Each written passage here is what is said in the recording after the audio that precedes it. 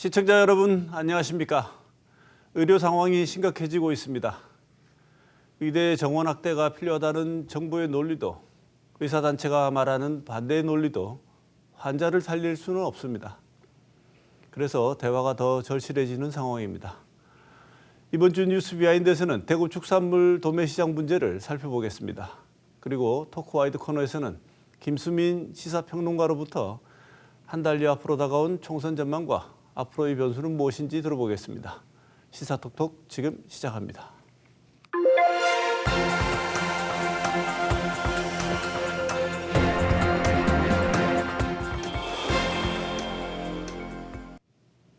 뉴스 비하인드 이번 주 주제는 문을 닫기로 결정한 대구 축산물 도매시장 문제를 살펴보겠습니다. 먼저 신병철 대구 MBC 기자 나와 있습니다. 어서 오십시오. 안녕하십니까. 이태우 대구 MBC 기자 나와 있습니다. 어서 오십시오. 안녕하십니까. 자, 대구시 축산물 도매시장을 두고 상인들과 대구시가 마찰을 빚고 있던 소식 얼마 전에도 전해 드렸는데요. 신백철 기자, 네. 상인들이 이 대구시 조치에 반발을 해서 법원에 집행정지 가처분 신청을 냈고 법원이 이를 받아들였는데요. 대구시는 어쨌든 다음 달 1일 날 폐쇄를 하겠다는 방침에는 변화가 없다고 밝히고 있습니다. 이게 어떻게 된 일이죠? 네. 먼저 이제 그간 있었던 일을 좀 따져봐야 하는데요. 대구시는 지난해 1월 대구시 감사위원회의 권고에 따라 2024년 3월쯤 대구시 축산물 도매시장을 폐쇄하겠다고 언론을 통해 밝혔습니다. 이런 발표가 있기 전에 대구시 감사위원회는 축산물 도매시장을 열흘 동안 감사했습니다. 대구 농축산물 유통관리공사 설립을 앞두고 축산물 도매시장과 도축장의 운영 실태 전반을 살펴보자는 것이었습니다. 대구시 감사위원회는 결론부터 말하자면 축산물 도매시장이 지금 위치해 있는 것이 부적절하다고 봤습니다. 지금 사업이 진행 중인 금호 워터폴리스 개발 사업 지구와 가깝고 주변 개발로 더 이상 도시 외곽이 아니어서 교통 혼잡과 환경 문제로 민원이 많을 수 있다는 겁니다. 대구시 축산물 도매시장은 20년 전인 2001년 5월 지어져 시설이 오래되고 낡아서 시설 개보수에 많은 비용이 들고 외곽 지역으로 이전하더라도 천문학적 비용이 들어서 계속 운영하기 어렵다고 대구시는 봤습니다. 또 대구와 가까운 경북 8개 시군에 도축장이 있어 축산물 유통에 문제가 없다는 견해도 곁들여졌습니다. 결국 대구시는 축산물 도매시장 폐쇄를 결정했고 시의회에서 지난 1월 말 관련 조례를 통과시켰습니다. 네, 신병철 기자 얘기를 설명을 들어보니까 지금까지 어떤 방식으로 어떤 경위를 거쳐서 여기까지 흘러오게 됐는지는 알겠습니다. 이렇게 문을 닫게 되면 여기와 관련된 여러 일하는 분들, 종사자들 있지 않겠습니까? 이렇게 되면 이태우 기자, 이분들 일자리를 잃게 되는 거 아닙니까? 네, 당연한 이야기입니다. 관련 종사자가 200명이 넘습니다. 대구 축산물 도매시장 운영법인은 그 신흥산업의 임직원이 90명쯤 되고 또 부산물 상가에 상인들이 30명쯤 되는데요. 대구시가 대책 없이 이런 결정을 내려서 문을 닫게 되면 당연히 직장을 잃게 된다면서 반발을 하고 있습니다. 전임 권영진 대구시장 때죠. 2019년에 대구시는 대구시 축산물 도매시장을 현대화하겠다면서 계획을 내놓았습니다. 신흥산업은 이 계획에 맞춰서 시설 근대화와 개보수를 위해서 이미 20억 원을 투자한 상태인데 황당하다면서 반발하고 있습니다. 신흥산업 쪽의 이야기 들어보시죠. 대구의 북구에 뭐 거리센터로 활성화하니까 거기에 대해서 영업도 전환해야 되고 이렇게 기쁜 마음으로 앞으로 향후의 계획을 가지고 있었는데 갑자기 대구시장이 단체장이 바뀌면서 아무런 명분 없이 축산물 도매시장 안에서 부산물을 파는 그 상인 30여 명도 딱하기는 마찬가지입니다. 이분들은 그 당장 장사를 접어야 하는데 대구시와 계약을 맺고서 이런 장사를 하고 있습니다. 계약한 기간은 2026년 9월까지인데 아직 2년 넘게 남아있다는 이야기입니다. 계약 위반이나 마찬가지죠. 그러나 대구시는 별 문제가 없다는 반응을 보이고 있습니다. 고령이나 군위에 있는 시설을 이용하면 된다는 주장이죠. 들어보시죠. 고령 공판장이라든지 아니면 저희들이 전국 도축장을 돌아다녀서라도 그분들이 원하는 부산물에 대해서는 저희가 공급될 수 있도록 하겠다. 도매시장 없이면 부산물 어디서 구합니까? 안 줍니다. 절대 말은 그래 지금 어디가 구해다 준다 하는데 대구시에서 그걸 구해줘야 말이 안 됩니다. 그 중도매인도 문제입니다. 시장이 닫으면 거래처에 깔려있는 미수금을 받기 힘든데요. 상인마다 다르겠지만 적게는 2억 원, 많게는 60억 원에 이르는 미수금이 걸려 있다고 합니다. 또 다른 축산물 도매시장이나 축산물 공판장에 가서 일거리를 찾기도 힘든 형편입니다. 1년 동안 물건 거래를 하면 외상을 어떻게 해소하고 이렇게 하는데 갑자기 해버리니까 갑자기 그 물건 미수금 회수가 상당히 큰 문제고 중매인으로서 또 뭐 먹고 사는 것도 막막합니다. 지금 VCR에서 본 축산물 도매시장 관계자들 반발을 보면 어찌 보면 당연한 반응 같이 보이는데요. 그래서 대구시 폐쇄 결정 조치가 행정 절차를 위반했다면서 집행정지 가처분 신청을 했고 법원이 신흥산업의 손을 들어준 거 아니겠습니까, 신 기자? 네, 그렇습니다. 대구지방법원 제1행정부는 지난 2월 15일이죠. 신흥산업이 제기한 집행정지 가처분 신청을 받아들였습니다.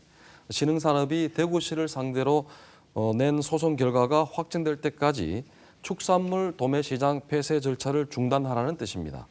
재판부는 본안 소송이 부적합하여 각하될 것이 명백하다고 볼 수 없으므로 이 사건 신청은 적법하다. 따라서 대구시의 본안 전 항변은 이유 없다라고 밝혔습니다.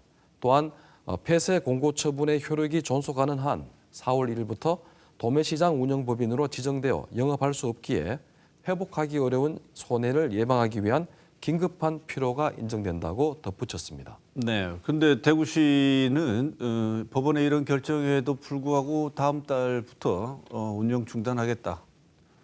왜 이런 거죠?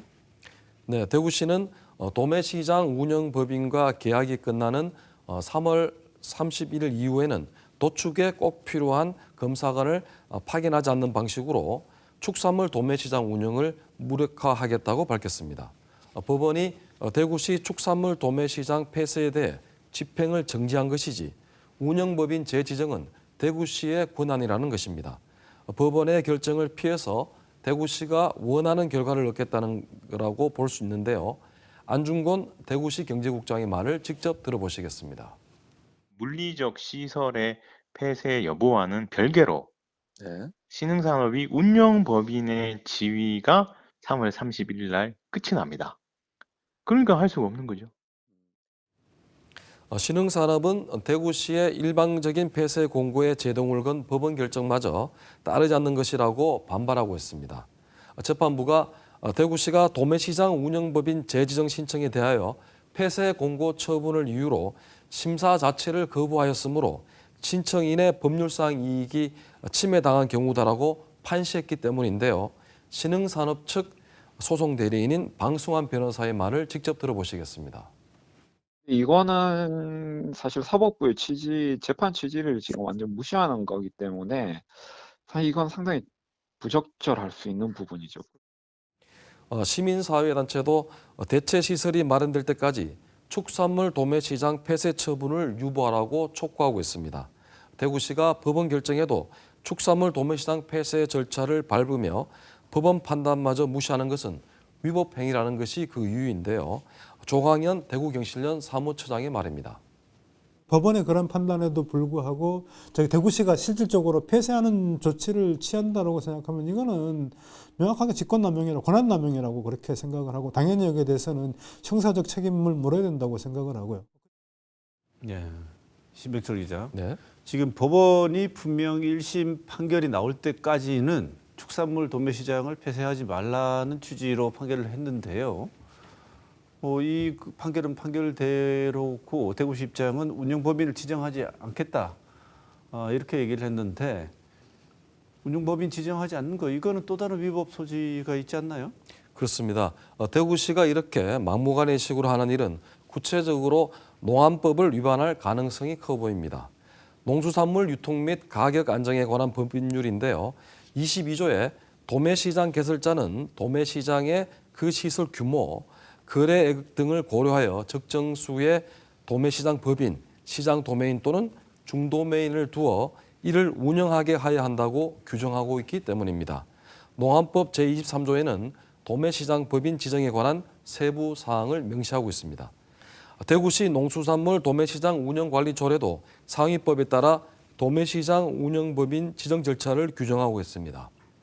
도매시장 법인이 도매시장을 운영하는 것을 기본 전제로 만들어진 것입니다.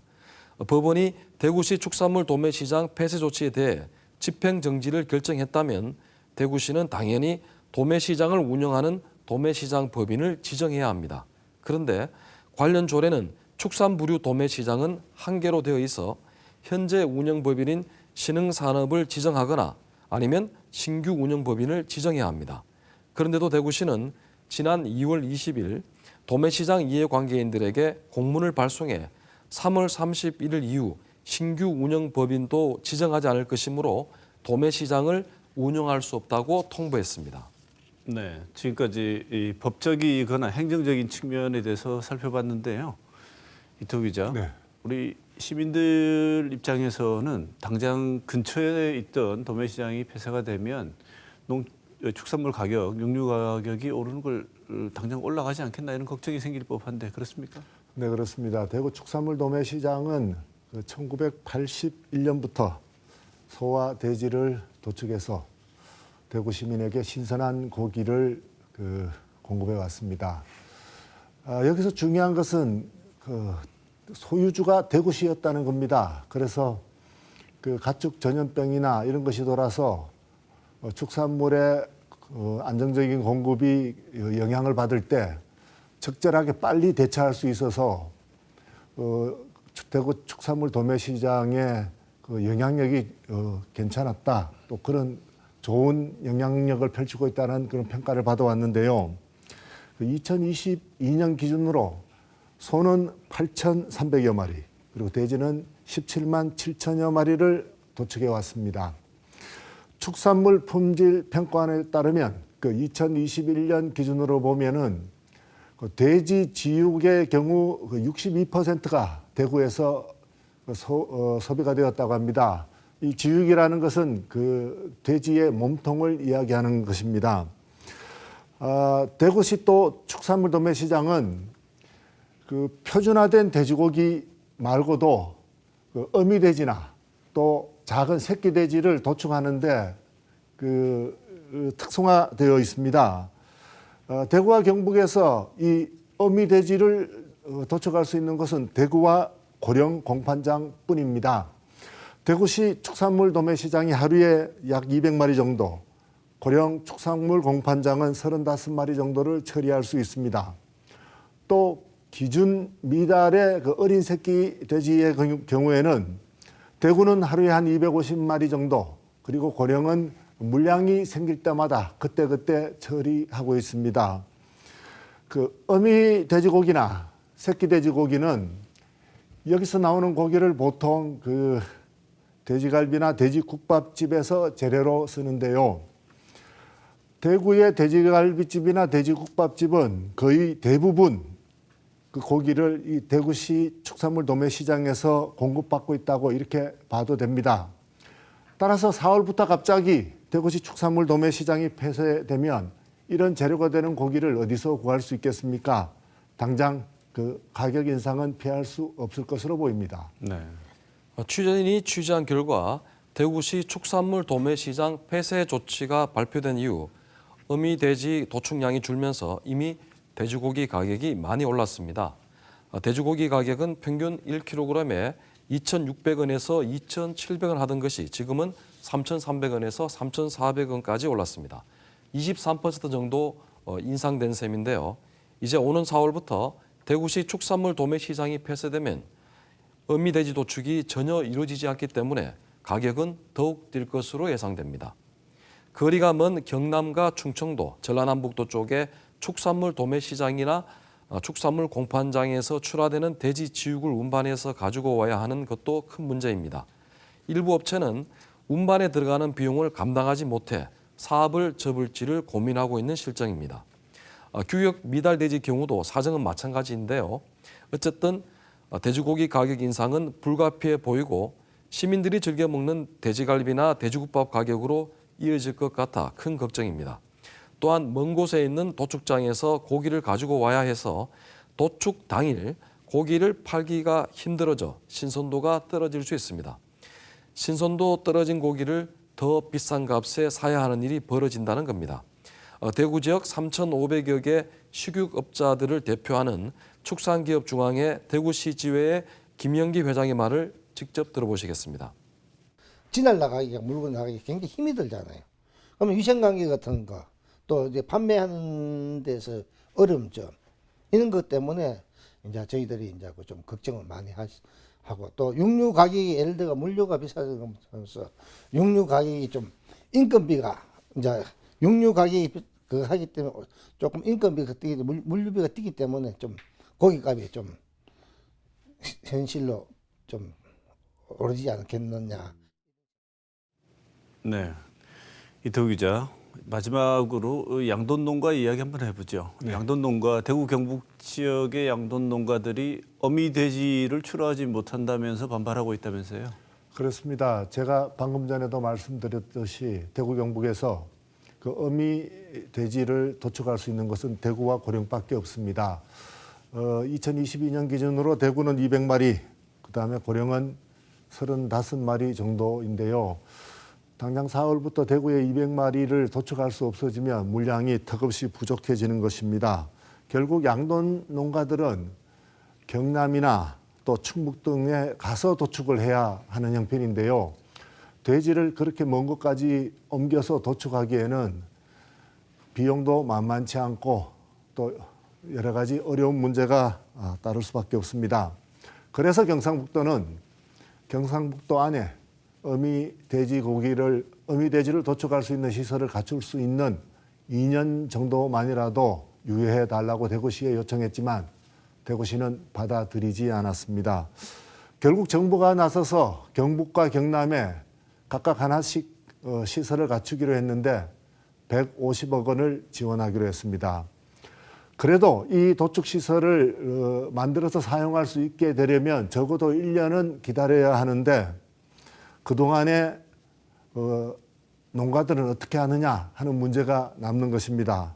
그래서 경상북도는 그 공백기를 메우기 위해서 예산 12억 원을 양돈 농가에 지원하기로 했습니다. 돼지를 싣고 먼 곳으로 가야 하기 때문에 한 마리당 4만 원의 보조금을 지원하는 꼴입니다. 결국 정부나 경상북도나 쓰지 않아도 될 돈 160억 원을 쓰게 된 겁니다. 또 이 정도의 대책으로 앞으로 나타날 부작용이 전혀 생기지 않을 것이다. 장담할 수도 없습니다. 대한한돈협회 관계자 이야기 한번 들어보시겠습니다. 농가가 지금 출하할 곳이 없습니다. 물론 대구시가 주장하는 대로 경북도 내 8개 도축장이 있으니까 거기 가서 하면 된다. 이거는 거짓말. 왜 거짓말이냐. 도매시장이 아니기 때문에 설상가상으로 선생님이나 내가 돼지를 갖다 팔았는데 누가 사가지고 갈 사람이 있어야 될 거 아닙니까? 그 경매를 안 하니까 아무도 안 사갑니다. 네, 오늘 이모저모 대구 시 행정에 이해가 안 되는 여러 가지 일들이 많이 있다고 생각이 듭니다. 그중에 하나를 살펴봤는데요. 오늘 이 일만 하더라도 최소한 법원의 판단 취지는 존중해 줘야 되지 않나 이런 생각이 듭니다. 심 기자, 이 기자 두 분 취재한다고 고생 많으셨습니다. 오늘 뉴스 비하인드 여기서 마치겠습니다. 고맙습니다.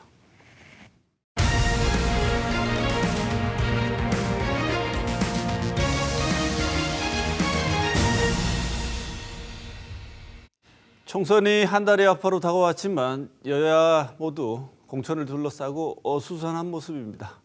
오늘 김수민 시사평론가 모시고 앞으로 총선 전망, 변수 어떤 게 있는지 한번 들어보겠습니다. 어서 오십시오. 네, 고맙습니다.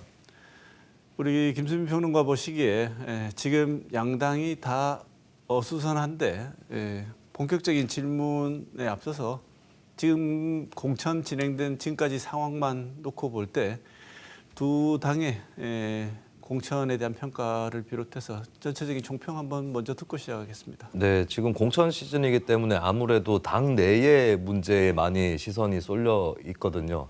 국민의힘 같은 경우는 공천 상황 자체는 비교적 무난하다는 평가를 받고 있지만 이미 윤석열 대통령, 한동훈 위원장 간의 갈등이랄까 이런 것들을 한번 겪고 지나온 상태고 민주당은 또 이제 친명 대 비명 갈등이 굉장히 크게 불거져 있는데 뭐 공천 시즌이라서 그럴 수는 있다라고 하겠지만 문제는 계속해서 이 정당 내에 주요 전선이 형성이 돼 있다라고 하면 진짜 한국 사회에서 표현돼야 될 갈등이라든지 이런 것들보다는 권력 내부의 문제로 많이 초점이 갈 수 있고 이렇게 잘못 가다가는 유권자들 입장에서는 우리하고 무슨 상관이 있는 선거인가 이런 좀 불신이랄까 이런 것들이 좀 퍼질 수도 있는 그런 위험을 좀 갖고 있는 그런 국면인 것 같습니다. 네. 어떻게 보면 여야 혹은 정책을 놓고 여야 간의 국민의 심판과 선택을 받는 선거가 아니고 각 당들 사이에 계파 싸움이 중계되는 것을 보고 있는 듯한 걸 보는 게 사실은 공천 과정이었던 것 같은데 현재도 그건 진행 중에 있고요. 그래서 이 전체적으로 총선을 얘기할 때 보면 보통 구도가 중요하다 이런 얘기하지 않습니까? 구도 중요하다고 얘기할 때 항상 나왔던 얘기가 심판론인데 뭐 여러 심판론들이 등장하고 했는데 지금 구도 그리고 이 심판론과 관련된 관전 포인트 어디라고 보십니까? 일단 이제 국민의힘에서는 86 운동권 심판을 내세웠고 민주당에서는 검사 독재 정권 심판을 내세웠거든요. 근데 이게 좀 역설적인 부분이 있는데 국민의힘은 86 운동권에 대응한다라고 하면서 86 운동권 인사를 배치를 하고 있고 민주당에서는 검사 독재 심판을 얘기하면서도 고검장 출신에게 가산점을 줄 수 있다 이런 방안이 나오고 있어요. 이게 역설적인 상황이고 이게 잘못 가다가는 국민의힘 하면은 86이 생각나고 민주당 하면은 검사가 생각날 수도 있다. 이런 자기 한계들을 이제 깨어나가는 것이 중요할 것 같습니다. 왜냐하면 국민들 입장에서는 뭐 검찰 개혁이 필요하다라거나 혹은 86도 새로운 기득권이 됐다라거나 여기에는 동의하실 국민들이 상당히 많이 있을 겁니다. 하지만 한국 사회가 현재 직면하고 있는 여러 문제가 특정 집단의 특권 때문인가 여기에 대해서는 여러 가지 성찰이 필요한 것이고 국민들도 여러 요소의 문제들이 있다라고 생각하는데 특정한 집단에게 문제를 전가하는 듯한 이 프레임으로는 큰 승부를 벌일 수는 없을 겁니다. 그래서 이 여야가 이런 한계를 이제 딛고 나가야 된다라고 하는 것이고 이 특권에 대해서 다 양쪽 다 얘기를 하는 셈인데 특권의 해체라는 건 이제 만인의 권익과 관련이 있는 거거든요. 그러면 예를 들면 미국의 예전에 뉴딜과 같은 이런 가치가 제시되어야 외연 확장에도 성공할 것이다. 이렇게 전망을 해보겠습니다. 네, 그렇게 가치가 제시되어야지 이 외연 확장에 성공할 것이라는 얘기를 많은 평론가들과 정치 전문가들은 얘기를 하는데 지금 양당에서 내세우고 있는 이런 프레임을 보면 짧게 그냥 가외 질문입니다만 김수민 평론가 보시기에는 양당 정책 전문가들, 선거 전문가들이 국민 알기를 좀 바보로 알고 있지 않나 이런 생각이 드는데 네. 어떻게 생각하세요? 저는 그렇게 느껴집니다. 네, 근데 이게 또 특정한 사람의 문제라기보다는 고질적인 한국 정치의 현상인 것 같아요. 왜냐하면 역대 총선을 돌아보더라도 총선 때 뭐가 이렇게 비전이 분명하게 제시되거나 이런 적이 많지 않았습니다. 항상 심판론으로 치르기 마련이었고 주로 선거에서 전망이 나오고 제시가 되는 거는 대선이 좀 그랬었던 거거든요. 근데 허무한 것이 대선 때는 공약을 하더라도 국회에서 이게 입법으로 뒷받침이 안 되면 공약이 이루어지지 못합니다. 사실은 우리나라도 그렇고 이 민주주의 국가에서는 행정부보다는 의회에 더 중심이 가 있는 것이 대통령제 국가라 해도 마찬가지인데 정작 그런데 총선이 다가왔을 때는 또 정책 얘기가 많지 않았던 거 이것이 현실이었거든요. 문제는 이런 총선을 역대 여러 번 거치고 나서도 혁신을 하지 못했다. 이 점에 큰 문제가 있는 것 같습니다. 네. 예전에 우리 김수민 평론가하고 이 자리에서 말씀 나눌 때 그래도 국민들이 보기에는 국회의원들이 바보처럼 보여도 우리나라에서 나름 똑똑한 사람 300명이 거기 모여 있는 거다 이렇게 말씀을 전에 한번 주신 적이 있는데 골라서 어쨌든 그 한 번 고르고 각 정당에서 한 번 고르는 과정이 공천이고 그 공천으로 나온 사람들 중에 또 국민들이 선택을 하는 거 아니겠습니까? 그런 과정을 거치는 걸 보면 각 당이 먼저 선택하는 이 과정, 이 공천이라는 게 굉장히 중요할 것 같은데 이번에 총선 핵심 뭐 이번만이 아니라 항상 그렇게 얘기하죠. 총선의 뭐 핵심은 공천이다. 공천을 잘해야지 이 총선에 이긴다 이렇게 얘기를 하면서 공천을 하는데 항상 그 공천의 잡음이란 말이 또 항상 붙어 있단 말입니다.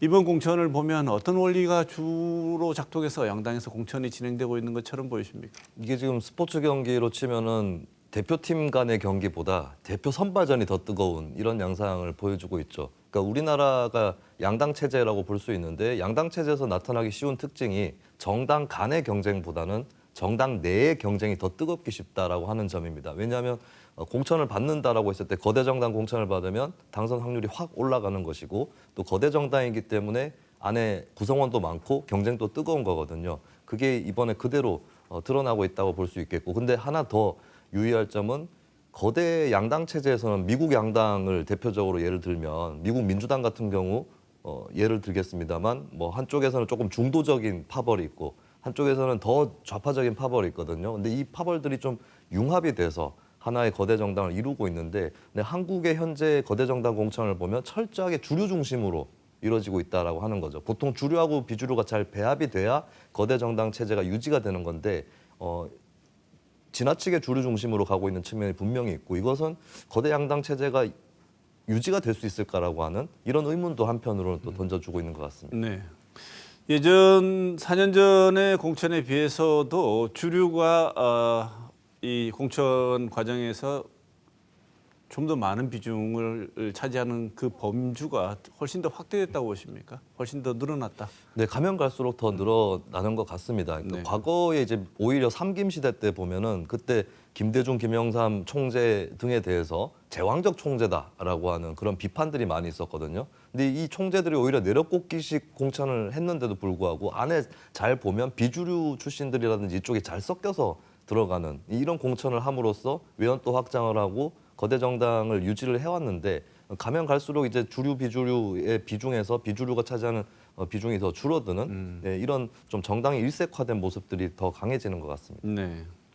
어떻게 보면 절차적 기준을 통해서 절차 자체는 민주적으로 보이지만 기준을 설정하는 게 주류의 시설이 워낙 강하게 들어가 있다 보니까 그 절차를 통과하고 난 뒤에 결론을 보면 주류가 강화되는 효과가 나타나는 이런 것처럼 보이는데 그러면 당연히 이제 뭐 한쪽에서는 뭐 학살 이런 얘기가 나오는 거겠죠.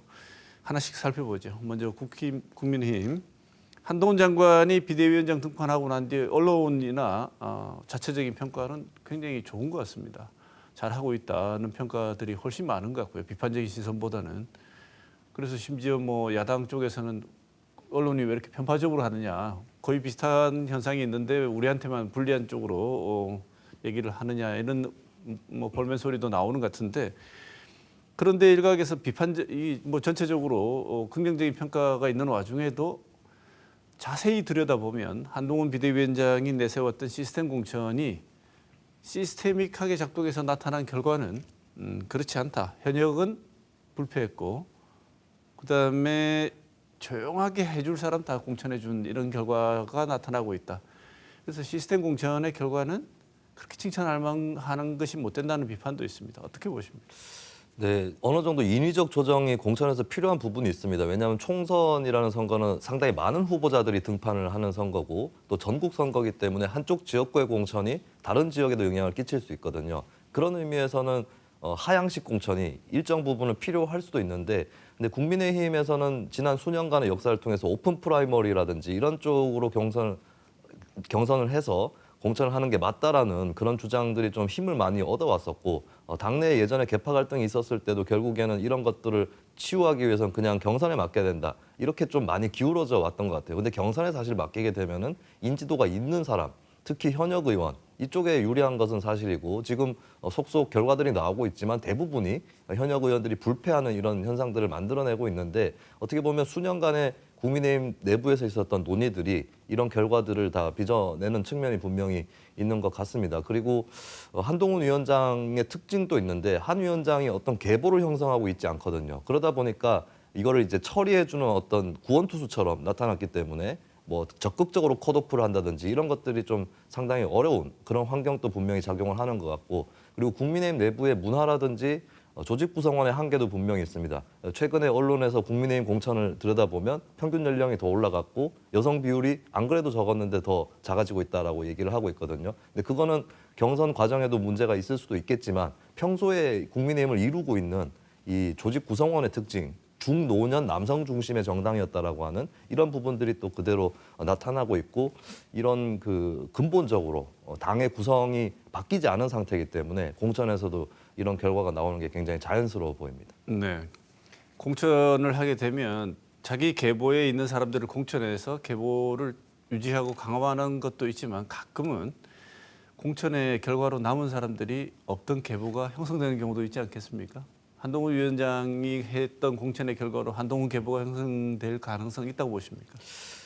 일단 그 공천 자체보다는 한동훈 위원장이 최근에 윤석열 대통령과 차별화된 듯한 모습, 뭐 실제로 얼마나 차별화됐는지를 떠나서 여러 국민들이 어느 정도 차별화됐다고 느끼고 있는데 그리고 윤석열 대통령이 어차피 단임 대통령입니다. 그러면 또 이 개파라는 거는 재편성이 되는 거고 그 과정에서 이제 한동훈 계가 총선을 전후해서 자연스럽게 생길 것으로 보이고 좀 작은 단초가 드러난 거는 이제 예를 들면은 그 이재명 저격수라는 명목으로 영입이 됐던 구자룡 변호사 같은 경우에 서울 양천에서 조수진 의원을 꺾고 공천이 됐거든요. 이런 부분은 이제 한동훈 키드라고 하는 그런 상징이 있었기 때문에 가능했다라고 본다면 한동훈 위원장이 앞으로 이제 당 체제와 계보 관계에서 중심으로 떠오르는 거는 뭐 기정사실이라고 봐야 될 것 같습니다. 네.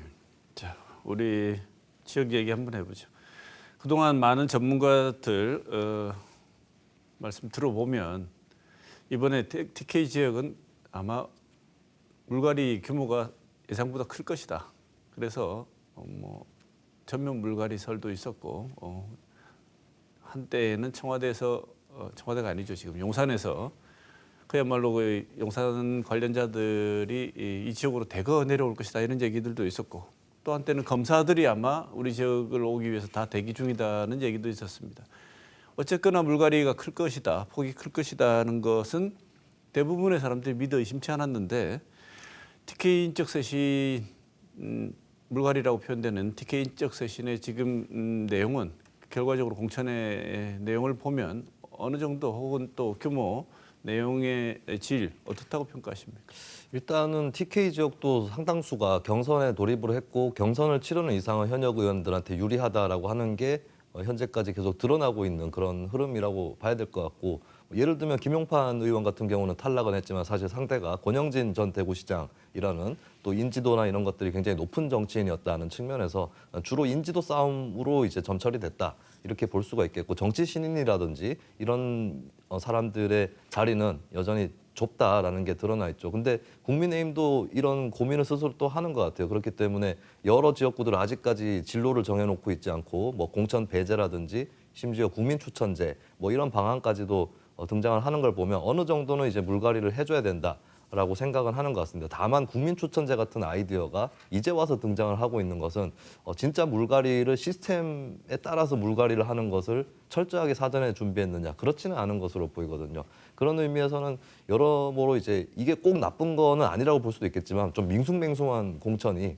대구 경북에서도 국민의힘에서 또 이루어지는 것 같습니다. 네, 국민의힘 경선 과정은 어쨌거나 김수민 평론가 보시기에도 예상보다는 조용하다.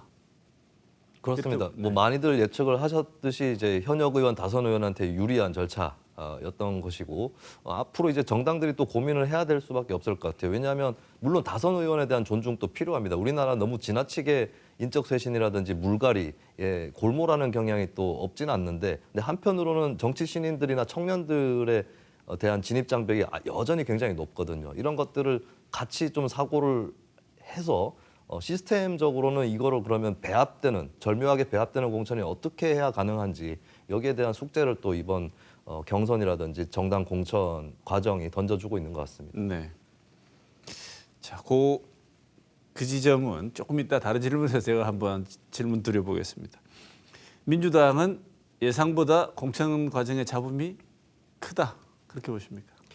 어느 정도는 예상을 했던 부분이 아닐까 싶은데 근데 더 크게 보이는 것은 예를 들면 이제 사실 공천에서 탈락하고 있는 의원들 면면을 따져봤을 때 좀 분별이 필요한 부분이 있고 또 국민들도 생각이 다 갈라지는 부분들이 있을 텐데 근데 많은 분들이 좀 납득을 못했던 것이 결국엔 두 가지였던 것 같아요. 첫 번째는 박용진 의원 같은 인물이 왜 하위 10%로 선정이 됐는가. 이것은 사실 많은 분들이 예측을 못했을 수 있습니다. 그리고 박용진 의원이 어떤 이재명 대표에 대한 비판 강도라든지 이런 것들이 지금 탈당해 있는 조홍천 의원이나 이원우 의원보다는 좀 약한 편이었거든요. 그러면 이제 상식적으로 박용진 의원까지는 살리지 않을까 뭐 이렇게 예상을 했던 분들이 꽤 있을 것 같은데 그 전보다는 조금 더 시끄럽게 진행이 되고 있고 그리고 임종석 전 청와대 비서실장 같은 경우는 임 전 실장이 꼭 공천을 받아야 된다 뭐 이런 생각을 뛰어넘어서 아니 경선 정도에 내보내줄 수는 있지 않을까 이런 이제 평가들은 분명히 있을 거거든요. 근데 네. 거기에 비해서도 왜 저 사람을 저렇게까지 묶어두고 있다가 좀 시간을 끌다가 결국에 탈락을 시키는가 이 부분에서는 이제 예상보다도 더 시끄러운 공천이 아니었는가 이렇게 보여집니다. 우리가 이런저런 얘기를 하면 방금 말씀하신 박용진 의원이나 임종석 전 실장 같은 경우에는 남들이 여기까지도 지금 김수민 평론가 얘기한 선까지도 받아주지 않으면 말들이 많을 거고 보이는 시선이 따가울 것이고 전체적인 어떤 총선을 치르는데 마이너스 요소로 작용할 것이 분명해 보이는데도 불구하고 아예 싹을 자르는 듯한 어떻게 보면 공천 결과 이런 결과로 진행되는 이유는 제가 볼 때는 예전에는 아무리 미워도 어느 선까지는 조금 양보해서 여기까지는 너무 무리다 해서 전체적인 전략을 위해서라도 참고 있었던 부분 내심 얼마나 미울지 짐작은 가지만 그래도 그걸 표현하거나 구체적인 어떤 과정을 통해서 이렇게 제거하는 형태는 보지 못했던 것 같은데 이번에 민주당에서는 그걸 구체적으로 실행을 하고 있는 것 같습니다. 왜 그렇다고 보십니까? 뭐 이게 민주당뿐만 아니고 국민의힘도 비슷할 수 있는데요. 정치권에서 주류하고 비주류가 당 내에서 팽팽하게 형성되던 시절이 있었습니다. 특히 박근혜 정부 초반이 그랬던 것 같아요. 민주당의 친문, 비문 팽팽한 편이었고 그리고 그 당시 새누리당에도 보면은 비박계가 김무성 대표를 배출한다든지 이렇게 팽팽한 적이 있었는데 근데 그때 이제 당 내에서 여러 인사들이 너무 팽팽하면은 이게 일이 안 된다라고 생각을 하신 분들이 꽤 있는 것 같고 정당이 이제 주류가 한번 딱 잡으면 확실하게 책임도 지고 밀어붙여가지고 주류 위주로 가야 된다라고 하는 생각들이 많이 번져나간 것 같아요. 그 사이에. 민주당 같은 경우도 특히 그런 경향이 문재인 정부 지나면서 특히 이재명 대표 들어오면서 더 강해진 그런 느낌이 들고 근데 사실 이런 부분이 위험할 수 있는 거는 다당제 체제라면은 그게 정당 핵심 위주로 갈 수밖에 없어요. 대신에 이제 외연 확장이라든지 연대 연합은 이제 다른 당과의 관계를 어떻게 맺느냐 여기에 따라 달려 있는데 근데 거대 양당제에서는 사실 거대 정당이 여러 지지층들을 포괄하기 위해서 비주류에 대한 배합이 필요할 수 있다라고 하는 이 점에 대해서는 좀 다시 생각을 해봐야 될 것 같습니다. 네. 지금 경향은 계속 짚어보고 있지만 정치의 건강한 발전을 위해서는 결코 바람직하지 않다 이렇게는 보시는 거죠.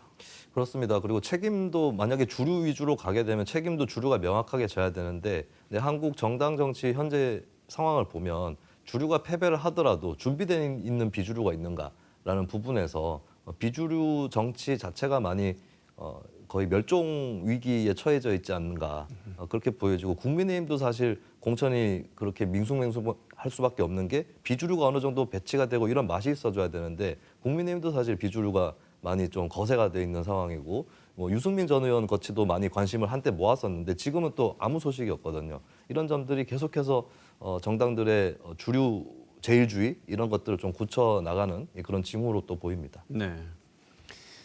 자, 시간이 다 돼가니까요. 제3지대 얘기 한번 정리해 보겠습니다. 새로운 미래와 잘 될 것 같았던 빅텐트를 만들 것 같았던 개혁신당 헤어졌고요. 원래 기대보다도 지지율이 조금 미미한 것 같습니다. 이 둘의 미래, 그다음에 탈락한 TK 의원, 현역 의원들 합류 가능성 어떻게 보십니까? 일단 TK 지역 탈락 의원 중에 개혁신당에 갈 의원이 있을까? 저는 거의 없을 거라고 보여지고요. 그러니까 개혁신당이 이준석 대표의 경우에 국민의힘에서 갈라져 나온 이 그룹과 인사로 이제 볼 수 있겠지만, 근데 그때 갈라져 나올 때 이미 어느 정도 추가로 나올 수 있는 사람들의 윤곽도 드러나지 않았을까 싶습니다. 이제 뭐 국민의힘에서 비교적 비주류라고 하는 분들도 당 내에서 이를 도모하기로 했고, 그렇다면 개혁신당 입장에서는 소위 이삭죽기를 기대하기보다는 진짜 빈 허벌판에서 정말 텐트를 치고 시작하는 심정으로 임해야 되지 않을까. 그러면 이제 새로운 인사들을 발굴을 하고 또 무당층, 중도층 유권자들에게 먼저 호소를 하고, 이런 전략을 TK에서도 개혁신당이 펴는 것밖에는 답이 없을 것 같고요. 새로운 미래 같은 경우는 개혁신당하고는 이제 결별을 했기 때문에 최근 들어서는 이제 제3지대라기보다는 민주당을 복원하겠다, 재건하겠다 쪽으로 힘을 싣고 있는 것 같습니다. 근데 또 민주당에서 탈당을 해서 새로운 미래로 가는 사람이 그렇게 많을 것 같지는 않습니다. 왜냐하면 무소속으로 선거를 치른다는 선택지도 있고, 그리고 일부는 개혁신당으로 차라리 가자 이렇게 생각할 수도 있는 거거든요.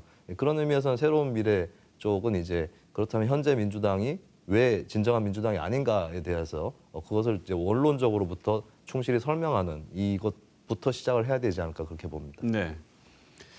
이준석 대표, 전 대표의 아니죠, 이제 현 대표죠. 이준석 개혁신당 대표 대구 출마 어떻게 가능성이 있어 보이십니까? 현재까지 가능성을 닫아놓은 것 같지는 않습니다. 명확하게 어느 지역으로 간다고 얘기는 하지 않고 있고, 몇 갈래 설들이 언론을 통해서 전해지고 있는데 아직까지 대구 경북에 포함이 돼 있거든요. 근데 제가 추측컨대는 대구 경북에서 국민의힘 경선 결과를 좀 보려는 것 같아요. 그래서 본인이 국민의힘에서 괜찮다고 생각한 TK 의원들이 분명히 있습니다. 이준석 대표가 대놓고 거명을 한 적도 있거든요.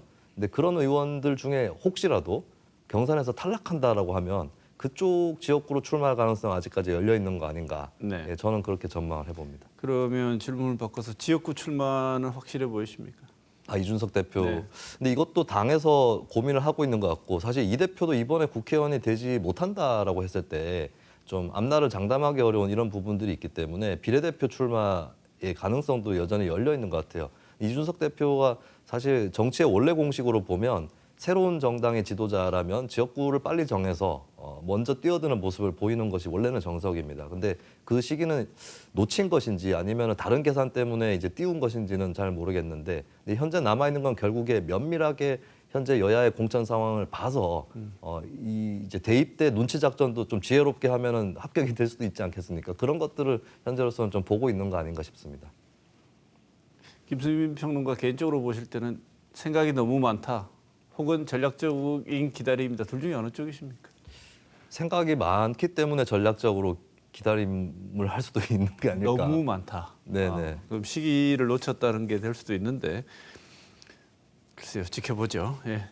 그다음에 제3지대 빅텐트 만드는데 실패했는데 또 떠오른 게 조국신당입니다. 물론 조국신당 이름 쓰지 마라 그래서 다른 이름 하겠지만, 이른바 조국신당과 이 어떻게 보면 민주당에서 새롭게 나온 새로운 미래, 어떻게 연합 가능성이 있다고 보십니까? 새로운 미래 같은 경우는 뭐 친문 정당을 표방을 한다거나 이런 것은 또 아니라고 볼 수 있겠고, 그리고 이낙연 대표의 그 인터넷 커뮤니티에 나타나는 지지층들을 보면 사실 조국 전 장관한테 굉장히 부정적입니다. 이런 의미에서 양쪽의 연대 가능성 별로 보이지 않는 것 같고, 근데 조국 신당이 이제 어떤 변수가 될 거냐, 이거는 주목해 볼 만한 건데, 일단 조국 신당이 여러 여론조사에서 좀 선전하는 것으로 나오고 있거든요. 근데 이 부분은 잘 들여다봐야 될 게, 조국 신당이 얻어가는 지지층은 원래 민주당의 지지층입니다. 다른 데서 표를 벌어가는 입장은 아닌 것이고, 민주당의 강성 지지층에서 이제 표를 많이 끌어가는데, 이 부분이 일단 비례대표 의석에서 민주당에게 손실을 안겨다 줄 수 있는 부분이 분명히 있겠고, 그리고 국민들이 봤을 때 형식적으로는 당을 따로 그렇게 출범을 해서 총선을 준비를 하는 거지만, 조국신당 예를 들어서 지역구 곳곳에 후보를 내서 민주당 후보와 격돌한다거나 이런 것이라면 모를까. 그게 아니라면 국민들은 이제 크게는 한 묶음이 아닌가 이런 인식을 가질 수도 있거든요. 근데 그런 인식을 가졌을 때는 조국 전 장관이 또 그 대법원 판결도 앞두고 있는 현재 2심에서 유죄 선고를 받은 입장이기 때문에 민주당한테 마이너스가 될 수 있다. 그러니까 이중의 의미에서 하나는 핵심 지지층의 비례대표 투표를 가져가는 이 첫 번째가 있고, 두 번째는 중도층 무당층에서 민주당에게 표를 좀 주기가 꺼려지는 이런 요소가 될 수 있다. 예, 그런 변수인 것 같습니다. 네. 그러게요. 그런데도 깃발을 든 걸 보면 참 여러모로 민주당은 상황이 사정이 어려운 것 같긴 합니다. 네. 자, 정의당, 녹색당 합쳐가지고 선거연합 정당으로 만들었던 게 녹색정의당입니다. 이 군소정당 정말 힘이 4년 전에 비하면 굉장히 많이 미미해진 듯한 느낌이 드는데 그래도 지금 군소정당 평가는 안 해볼 수는 없고 짧게 군소정당 총선에서 어떤 역할을 보일 거라고 생각하십니까? 네, 뭐 녹색정의당이나 진보당 이런 정당들이 예전보다 더 어려운 선거를 치르고 있는 게 다른 신당들이 또 나와 있기 때문에 거대 양당에 대한 반사 이득 이런 것들을 가져가기가 더 어렵게 됐다라는 측면이 분명히 있겠습니다. 그렇기 때문에 더 각고의 노력으로 총선을 돌파를 해야 될 텐데 저는 크게 세 가지를 얘기를 하고 싶습니다. 첫 번째는 이런 때일수록 원대한 비전을 얘기를 해야 된다라고 하는 부분이 분명히 있고요. 그리고 두 번째는 사실 여러 정당들이 세대 교체에 실패하고 있다. 청년들이 잘 부상이 안 되고 있다라고 하는데 이 군소정당들은 오히려 청년들을 부상시킬 수 있다라고 하는 측면에서는 좀 호조건이 있습니다. 그걸 분명히 선거전에서 보여줄 필요가 있겠고요. 세 번째는 최근 나타난 신당들도 사실은 거대 양당에서 파생이 됐기 때문에 거대 양당의 문제에 대해서 정면으로 짚지 못하는 구석들이 또 있거든요. 사법 리스크 문제도 그 중에 하나인데 이런 빈틈들을 이제 녹색정의당이나 진보당 같은 정당들이 파고 들어야 거대 양당에 대한 반사이득도 어느 정도 가져올 수 있을 것이다 이렇게 전망을 합니다. 네. 위성정당이 다시 대놓고 출연을 했습니다. 이거 여러 가지 얘기를 하고 말이 많았음에도 불구하고 현실 논리 앞세워서 또 출연을 했는데 짧게 위성정당 어떻게 보십니까? 네, 위성정당 예전에 코로나19 전국 때 마스크가 별로 없어가지고 마스크 이중 수령을 못하게 했었잖아요.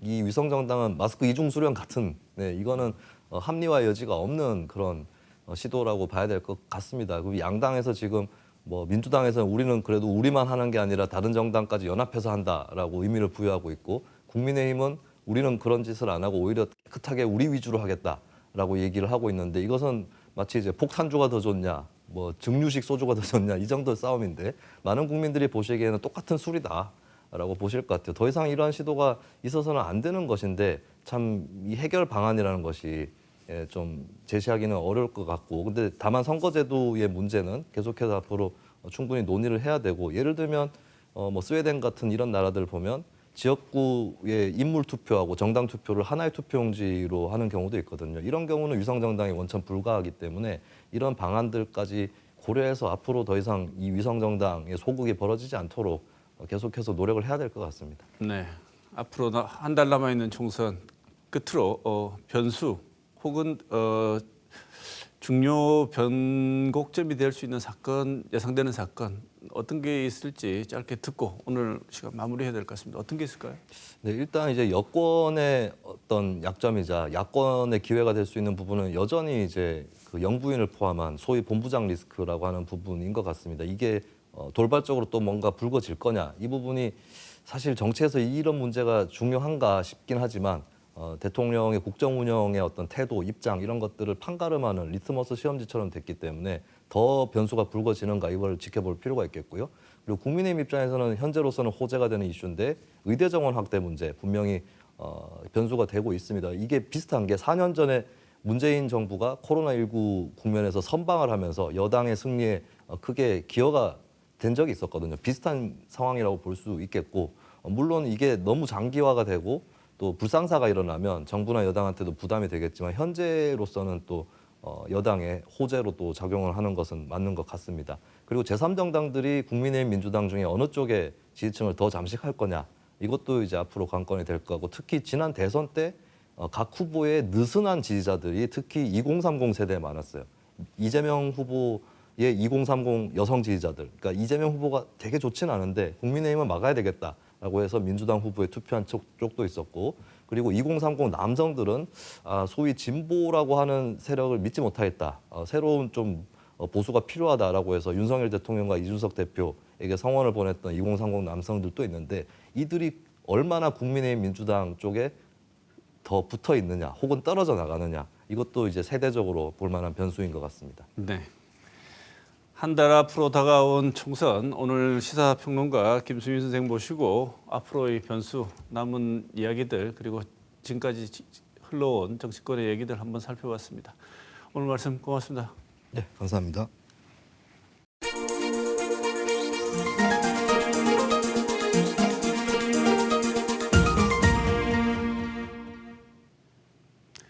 정부의 의대 정원 확대를 계기로 시작된 의료 대란은 잦아들 기미를 보이지 않고 있습니다. 응급실을 비롯한 필수 의료에도 이제 더 이상 버틸 수 없다는 비명이 들려옵니다. 이대로라면 앞으로 어떤 일이 닥칠지 모릅니다. 어떤 정책이든 반대하는 쪽과 찬성하는 쪽이 있기 마련이고 그 어떤 정책도 모두를 만족시킬 수 없다는 것은 누구나 다 아는 이야기입니다. 그래서 토론하고 의견을 교환한 끝에 적절한 타협과 절충안을 찾아야 합니다. 그러기 위해서는 우선 만나서 대화를 해야 하는데 대치하고 있는 양쪽은 서로의 존재를 무시하고 그 의도를 의심하고 있습니다. 대립하는 양쪽이 대화하고 타협하기 위해서는 우선 대화를 해야 합니다. 이를 위해서는 자신들의 입장에서 한 걸음씩은 물러나서 대화의 여지를 찾아야 합니다. 도저히 양보할 수 없다는 각자의 주장에서 정부도 의사단체도 한 걸음씩 우선 물러나야 합니다. 왜냐하면 지금 하나밖에 없는 생명을 붙들고 있는 환자는 물러날 그 한 걸음도 없기 때문입니다. 이번 주 시사톡톡은 여기서 마치겠습니다.